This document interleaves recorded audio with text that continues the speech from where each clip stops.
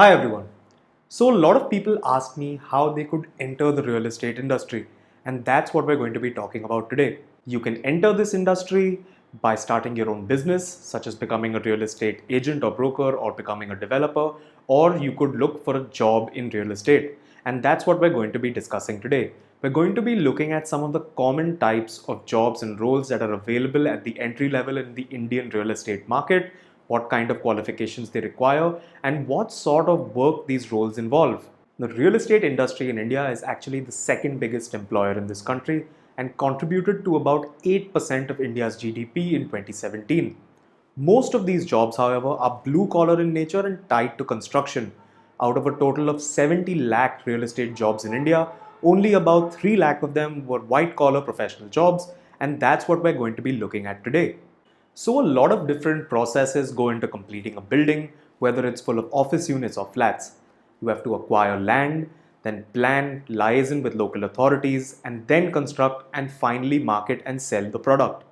Based on this, there are a lot of opportunities right along the value chain. These jobs can be at developers, local property consulting or broking companies, property technology firms like aggregators, or even IPCs, which are international property consultants.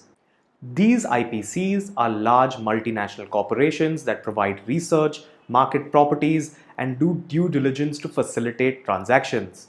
Off the top of my head, some of the larger companies like this in India are JLL, Knight Frank, Savills, and CBRE, among others. So, since we're discussing ways to enter the real estate market, I won't be going too deep into senior and management roles.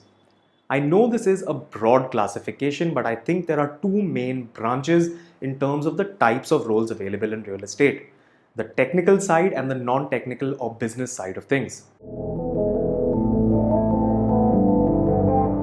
So, on the technical side, these are jobs that tend to be more connected to the construction side of things and may require you to have certain prerequisites in terms of a civil or structural engineering or even architectural background. In any city or town, there are specific rules according to which you have to make a building or structure. Architects or licensed engineers work to make the plans according to code and do liaison work with local municipal authorities to make sure that everything is up to scratch. These could also include property valuation companies that work with developers, buyers, sellers, and even banks to independently value a property. Once you have the experience, these kinds of technical streams also allow you to branch out and find independent work as a consultant or an entrepreneur. Let's talk about prop tech or real estate technology companies. These companies have come a long way in the Indian real estate market, from simple aggregators for listings such as 99 Acres, Magic Bricks, Common Floor, and so many more, to more complicated property tech products relying on data analytics and maybe even fractional asset ownership.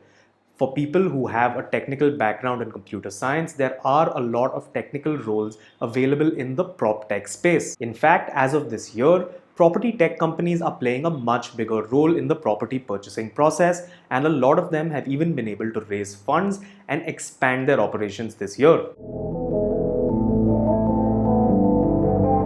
These roles may not require you to have a specific technical background, but they do require a specific temperament because of the kind of work they involve. Since real estate is a product with a high ticket size and also a high customer decision timeline, that is, customers take a lot more time to make such an important decision, the sale process becomes more about lead generation and lead conversion. A lead is any potential customer that is interested in purchasing your product. Due to these factors, converting a lead in real estate requires a lot more work as compared to other products and industries. Now let's talk about sales.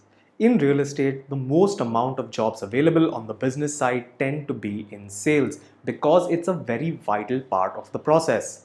Sales, especially at the start in real estate, can be a tough job.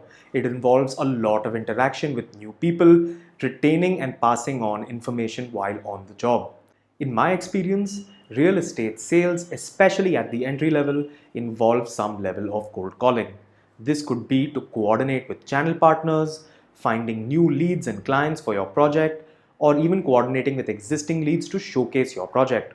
As someone who has done hundreds of cold calls through the course of my career, I know that it can be a daunting prospect but it is also one of the fastest ways to learn in sales. You may start off by remembering information about a project that you are marketing, but over time, by talking to new people, answering their questions, you will be able to learn a lot of things much faster than you would otherwise. Once you have that knowledge base, both in terms of real estate knowledge and customer interaction, it is a lucrative stream with a lot of growth.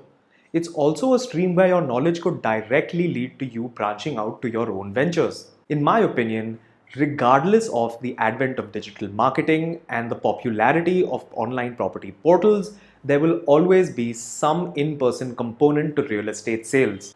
Now, let's talk about some of these marketing roles. Digital marketing is now a crucial part of every developer's marketing strategy, and this process has only been accelerated by the events of 2020 and the lockdowns that have come with it. Lead generation through online platforms is growing and has become a key part of real estate marketing strategy. These roles involve developing a marketing strategy for a developer, identifying a target market, identifying the most effective and efficient ways to market a product, and also which online platforms and channels to use. However, compared to sales, there just aren't as many marketing roles available, and these tend to be at the larger companies or the IPCs that we spoke about earlier. Now, let's talk about research related roles. Given the way the real estate market is changing, there is an appetite for data and analysis from buyers, sellers, developers, and even funds looking to invest in India. These jobs are mostly available at IPCs or international property consultants that have the reach and scope to conduct this sort of analysis and provide their insights to clients. These IPCs also consult with foreign investors and funds who may be looking to invest in India and require transparency and knowledge about local markets. To conclude, earlier all the activity in real estate jobs was concentrated around Tier 1 cities and metros. But with the way the real estate market is expanding, especially in Tier 2 cities and below, there is going to be a need for on-ground sales and marketing personnel at the least. If you get in at the ground level, it may be a great opportunity for you to learn and grow. Further, hiring statistics show that there has been a strong recovery in real estate hiring over the last few months.